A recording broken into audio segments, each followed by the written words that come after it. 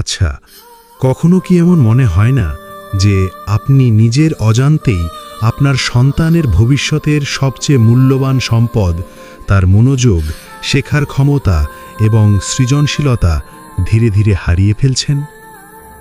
অদ্ভুত শোনাচ্ছে, কিন্তু আধুনিক যুগে এমন একটি জিনিস আছে যা প্রায় প্রতিটি ঘরে রয়েছে এবং অনেক অভিভাবক না বুঝেই সেটিকে শিশুদের সবচেয়ে কাছের সঙ্গী বানিয়ে ফেলছেন।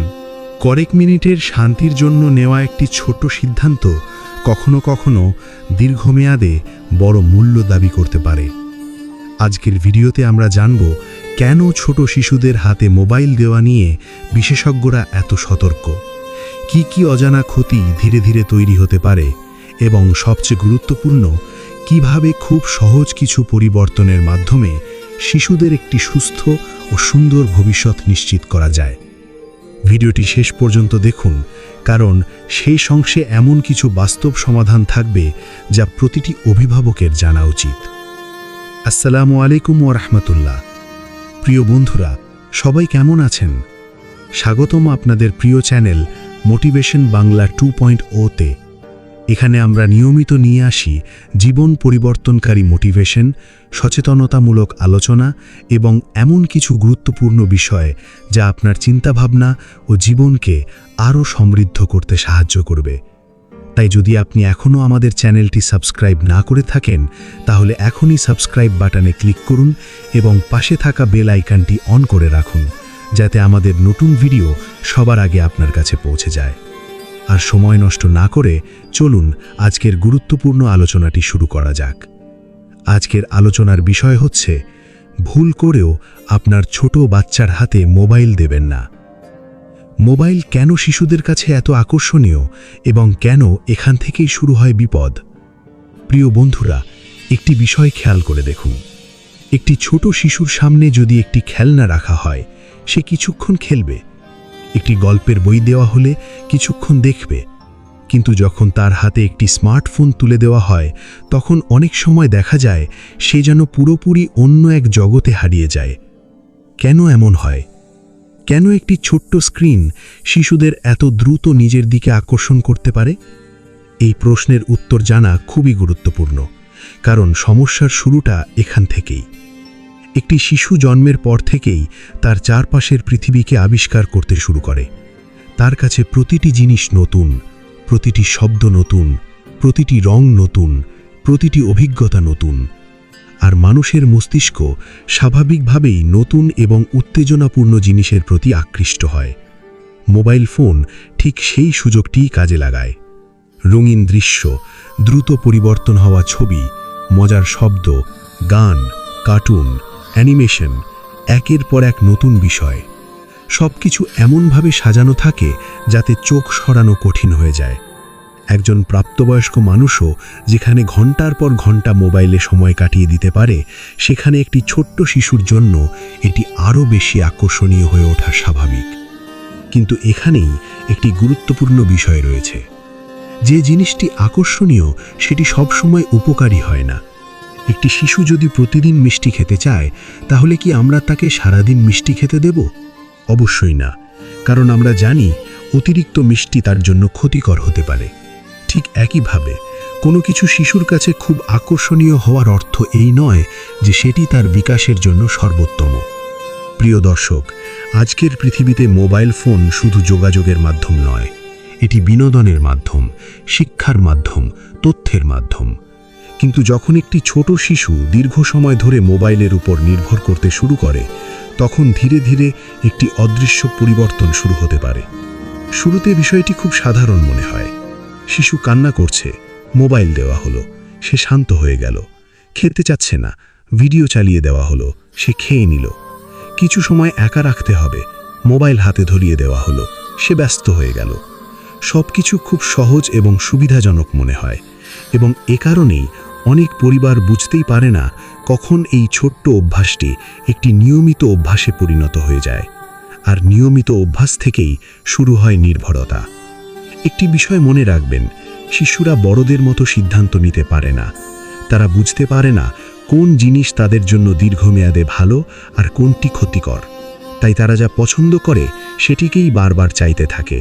আর যখন কোনো শিশু বারবার মোবাইলের মাধ্যমে বিনোদন পেতে শুরু করে, তখন তার মস্তিষ্ক ধীরে ধীরে সেই অভিজ্ঞতার সঙ্গে অভ্যস্ত হয়ে যেতে পারে। ফলে বাস্তব পৃথিবীর অনেক সাধারণ বিষয় তার কাছে আগের মতো আকর্ষণীয় নাও লাগতে পারে। এখন একটু অন্যভাবে চিন্তা করুন। আজ থেকে 15 বা 20 বছর আগে শিশুদের শৈশব কেমন ছিল?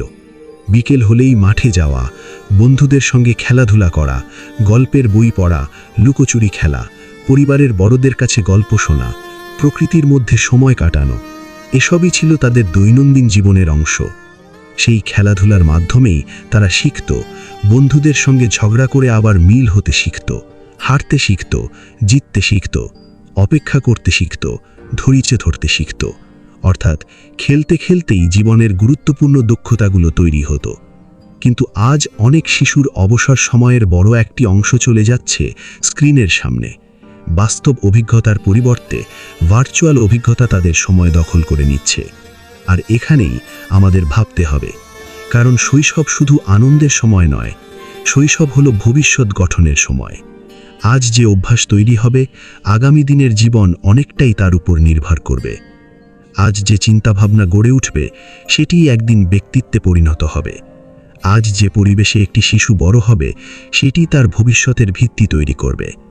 তাই প্রশ্ন হলো, যদি একটি শিশু তার সবচেয়ে গুরুত্বপূর্ণ বিকাশের সময়টুকু অতিরিক্ত স্ক্রিনের মধ্যে কাটাতে শুরু করে, তাহলে তার মস্তিষ্কের উপর এর প্রভাব কি হতে পারে? তার শেখার ক্ষমতা কি আগের মতো থাকবে? তার মনোযোগ কি একইভাবে বিকশিত হবে? তার কল্পনা শক্তি কি স্বাভাবিকভাবে বেড়ে উঠবে? নাকি ধীরে ধীরে এমন কিছু পরিবর্তন ঘটবে যা আমরা প্রথমে বুঝতেই পারব না?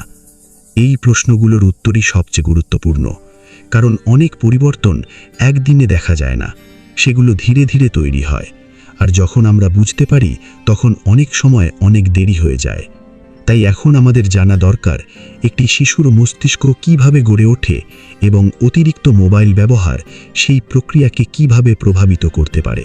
সেই বিষয়েই আমরা বিস্তারিত জানব পরবর্তী অংশে।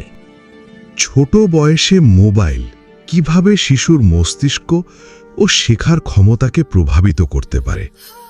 প্রিয় বন্ধুরা, একটি বিষয় কল্পনা করুন। একটি ছোট শিশু পৃথিবীতে এসেছে মাত্র কয়েক বছর হলো। তার কাছে সব কিছুই নতুন। একটি পাখির ডাক, বৃষ্টির শব্দ, মায়ের হাসি, পরিবারের মানুষের মুখ, খেলনার রং, প্রতিটি জিনিস তার মস্তিষ্কে নতুন নতুন সংযোগ তৈরি করছে। বিজ্ঞানীরা বলেন, জীবনের প্রথম কয়েক বছর হল মস্তিষ্কের বিকাশের সবচেয়ে গুরুত্বপূর্ণ সময়। এই সময়ে শিশুর মস্তিষ্ক অবিশ্বাস্য গতিতে শেখে।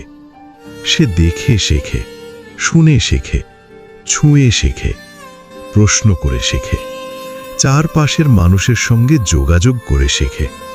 অর্থাৎ বাস্তব পৃথিবী তার সবচেয়ে বড় শিক্ষক।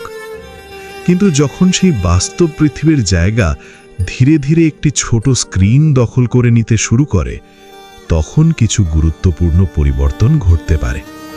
এখানে একটি বিষয় খুব ভালোভাবে বুঝতে হবে। মোবাইল শিশুকে তথ্য দিতে পারে, কিন্তু অভিজ্ঞতা দিতে পারে না। একটি ভিডিওতে একটি ফুল দেখানো যেতে পারে, কিন্তু ফুলের গন্ধ অনুভব করা যায় না। একটি ভিডিওতে বৃষ্টির দৃশ্য দেখা যায়, কিন্তু বৃষ্টির ফোঁটা স্পর্শ করা যায় না। একটি ভিডিওতে মানুষের কথা শোনা যায়, কিন্তু প্রকৃত কথোপকথনের মতো অনুভূতি তৈরি হয় না। আর এই কারণেই বাস্তব অভিজ্ঞতা এবং স্ক্রিনের অভিজ্ঞতার মধ্যে বিশাল পার্থক্য রয়েছে। একটি ছোট শিশু যখন বাস্তব জগতের সঙ্গে বেশি সময় কাটায়, তখন তার মস্তিষ্কের বিভিন্ন অংশ একসঙ্গে কাজ করে। সে পর্যবেক্ষণ করে, বিশ্লেষণ করে, প্রতিক্রিয়া জানায়, সিদ্ধান্ত নিতে শেখে। কিন্তু দীর্ঘ সময় স্ক্রিনে থাকলে এই প্রক্রিয়াগুলির অনেকগুলো সীমিত হয়ে যেতে পারে। এখন আসি মনোযোগের বিষয়ে। আজকাল অনেক অভিভাবক একটি সাধারণ অভিযোগ করেন, বাচ্চা কোনো কাজে মন দিতে পারে না, কিছুক্ষণ পড়তে বসলেই বিরক্ত হয়ে যায়, এক জায়গায় বসে থাকতে চায় না। এগুলোর পেছনে অনেক কারণ থাকতে পারে, তবে অতিরিক্ত স্ক্রিন টাইমও একটি গুরুত্বপূর্ণ কারণ হিসেবে আলোচনা করা হয়। কারণ বেশিরভাগ ভিডিও এমনভাবে তৈরি করা হয় যাতে প্রতি কয়েক সেকেন্ড পর পর নতুন দৃশ্য আসে, নতুন শব্দ আসে, নতুন উত্তেজনা আসে। মস্তিষ্ক তখন ক্রমাগত পরিবর্তনের সঙ্গে অভ্যস্ত হয়ে যায়। ফলে যখন বাস্তব জীবনের ধীর গতির কোনো কাজ সামনে আসে, তখন সেটি তার কাছে ততটা আকর্ষণীয় মনে নাও হতে পারে। একটি বই পড়া, একটি গল্প মন দিয়ে শোনা, একটি ছবি আঁকা, একটি ধাঁধার সমাধান করা, এসব কাজ ধৈর্য চায়, মনোযোগ চায়, সময় চায়।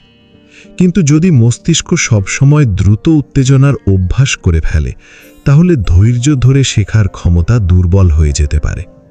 আর এখানেই তৈরি হয় আরেকটি বড় সমস্যা, সৃজনশীলতার সমস্যা। একটি শিশু যখন একা একা খেলে, তখন তার কল্পনা শক্তি কাজ করে। সে নিজের মতো গল্প তৈরি করে, খেলনাকে চরিত্র বানায়, নতুন নতুন চিন্তা করে। এই কল্পনা শক্তি ভবিষ্যতে সৃজনশীলতা, উদ্ভাবন এবং সমস্যা সমাধানের ক্ষমতার ভিত্তি তৈরি করে। কিন্তু যখন বিনোদনের সবকিছু আগে থেকেই স্ক্রিনে তৈরি করে দেওয়া হয়, তখন কল্পনার কাজ কমে যেতে পারে।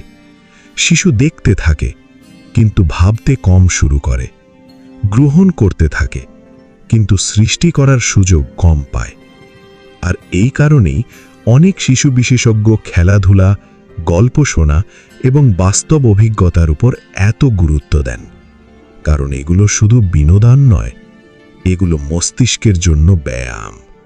যেভাবে শরীর শক্তিশালী করতে নিয়মিত ব্যায়াম দরকার হয়, ঠিক সেভাবেই সুস্থ মস্তিষ্ক গঠনের জন্য দরকার বাস্তব অভিজ্ঞতা, কৌতূহল এবং মানুষের সঙ্গে যোগাযোগ। সবচেয়ে গুরুত্বপূর্ণ বিষয় হল, শিশুর শৈশব একবারই আসে। এই সময়ে যে অভ্যাস তৈরি হয়, তার প্রভাব অনেক বছর পর্যন্ত থেকে যেতে পারে। তাহলে প্রশ্ন হল, যদি মস্তিষ্কের পাশাপাশি শিশুর ভাষা, আচরণ এবং আবেগের উপরও মোবাইলের প্রভাব পড়তে শুরু করে, তাহলে পরিস্থিতি কতটা গুরুতর হতে পারে? সেই বিষয়েই আমরা বিস্তারিত জানব পরবর্তী অংশে। ভাষা, আচরণ ও আবেগের উপর মোবাইলের অদৃশ্য প্রভাব। প্রিয় বন্ধুরা, একটি ছোট শিশু যখন পৃথিবীতে আসে, তখন সে কোনো ভাষা জানে না, সে কথা বলতে জানে না, নিজের অনুভূতি প্রকাশ করতে জানে না। কিন্তু ধীরে ধীরে সে সবকিছু শিখতে শুরু করে। আর আশ্চর্যের বিষয় হল, এই শেখার সবচেয়ে বড় মাধ্যম কোনো বই নয়, কোনো স্কুল নয়, এমনকি কোনো মোবাইলও নয়।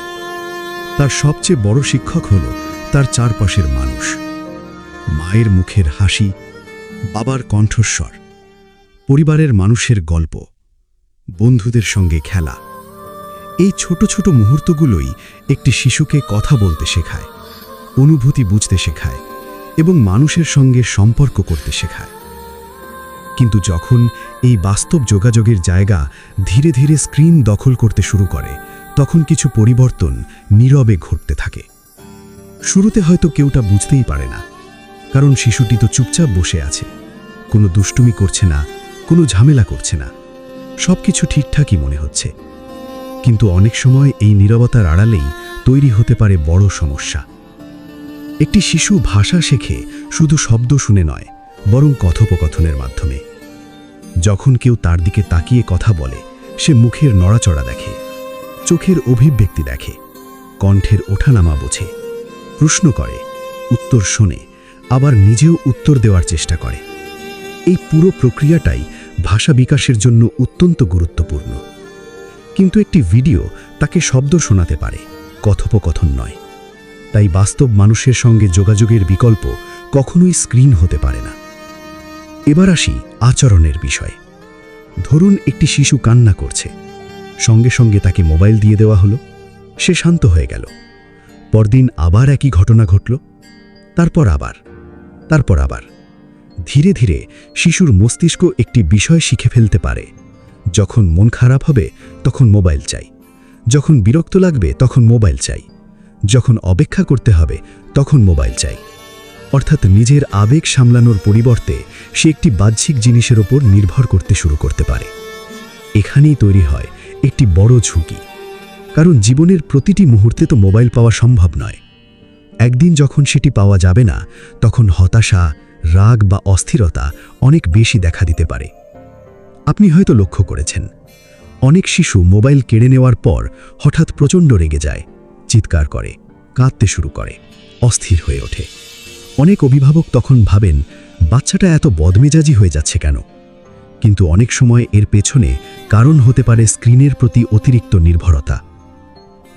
আরেকটি বিষয় হল সামাজিক দক্ষতা। জীবনে সফল হওয়ার জন্য শুধু পড়াশোনা যথেষ্ট নয়, মানুষের সঙ্গে কথা বলা জানতে হয়, অন্যের অনুভূতি বুঝতে হয়, দলবদ্ধভাবে কাজ করতে হয়, সমস্যা সমাধান করতে হয়। এসব দক্ষতা কোনো অ্যাপ শেখাতে পারে না। এসব শেখা হয় বাস্তব মানুষের সঙ্গে মিশে, খেলার মাঠে, পরিবারের মধ্যে, বন্ধুদের সঙ্গে সময় কাটিয়ে।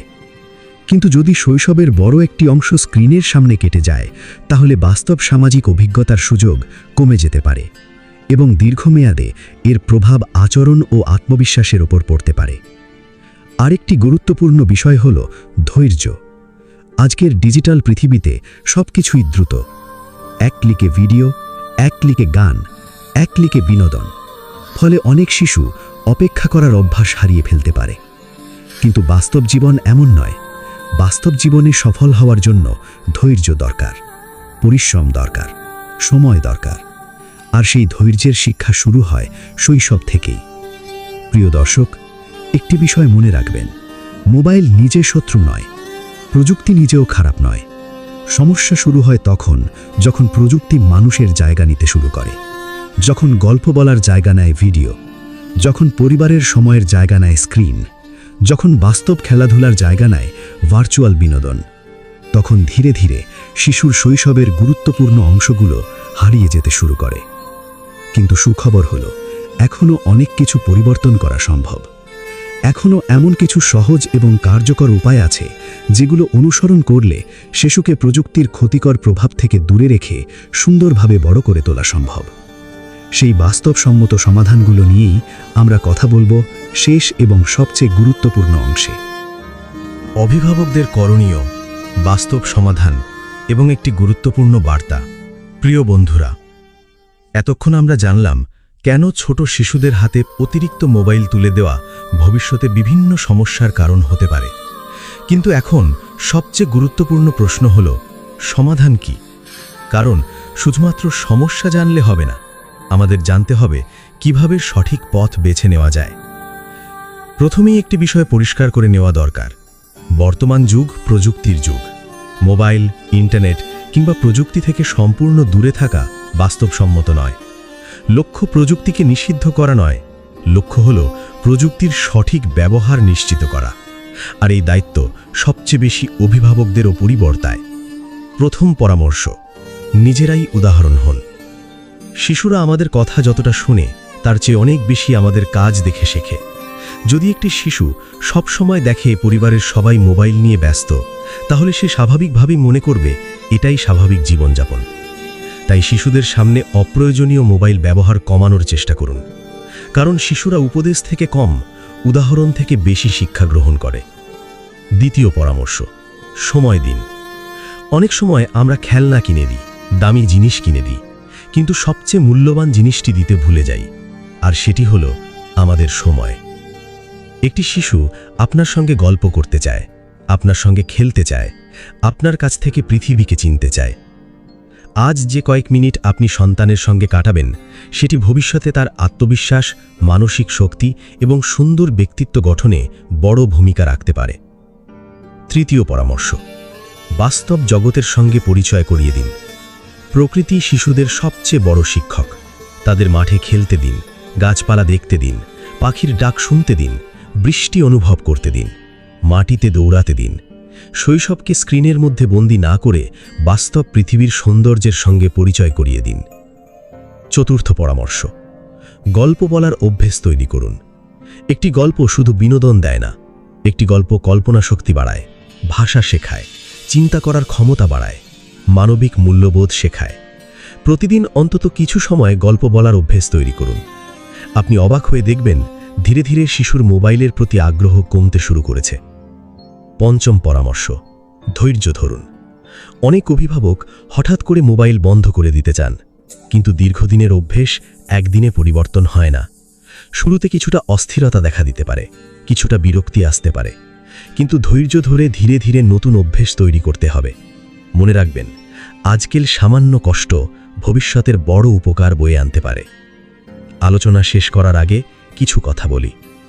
বন্ধুরা, একটি শিশু যখন বড় হয় তখন সে মনে রাখে না তার হাতে কত দামি মোবাইল ছিল, সে মনে রাখে না কোন মডেলের ফোন ব্যবহার করত, কিন্তু সে মনে রাখে কে তার সঙ্গে খেলেছিল, কে তার গল্প শুনেছিল, কে তার পাশে ছিল, কে তাকে সময় দিয়েছিল। একদিন আপনার সন্তান বড় হবে, সময় খুব দ্রুত চলে যায়। আজ যে ছোট্ট হাতটি আপনার হাত ধরে হাঁটতে চায়, কয়েক বছর পর হয়তো সেই হাত নিজের পথেই চলবে। তাই শৈশবের এই মূল্যবান সময়টুকু স্ক্রিনের কাছে হারিয়ে যেতে দেবেন না, কারণ একটি সুন্দর ভবিষ্যৎ গড়ে ওঠে ছোট ছোট সচেতন সিদ্ধান্তের মাধ্যমে। আর সেই সিদ্ধান্ত শুরু হতে পারে আজ থেকেই। তো প্রিয় বন্ধুরা, আজকের আলোচনা এখানেই শেষ করতেছি। আর যদি আপনি মনে করেন এই ভিডিওটি একজন অভিভাবকের চোখ খুলে দিতে পারে, তাহলে ভিডিওটি অবশ্যই শেয়ার করুন। হয়তো আপনার একটি শেয়ার কোনো পরিবারকে সচেতন করবে, হয়তো কোনো শিশুর সুন্দর ভবিষ্যৎ গড়তে সাহায্য করবে। ভিডিওটি ভালো লাগলে একটি লাইক দিন এবং এমন আরও সচেতনতামূলক এবং জীবন পরিবর্তনকারী ভিডিও পেতে এখনই মোটিভেশন বাংলা 2.0 চ্যানেলটি সাবস্ক্রাইব করুন। মোটিভেশন বাংলা 2.0-র সঙ্গে থাকুন, নিজে শিখুন, অন্যকে শিখতে সাহায্য করুন এবং সচেতনতার আলো ছড়িয়ে দিন। আমি বিদায় নিচ্ছি। আল্লাহ হাফেজ। আবার দেখা হবে নতুন কোনো গুরুত্বপূর্ণ ও জীবন বদলে দেওয়া বিষয় নিয়ে।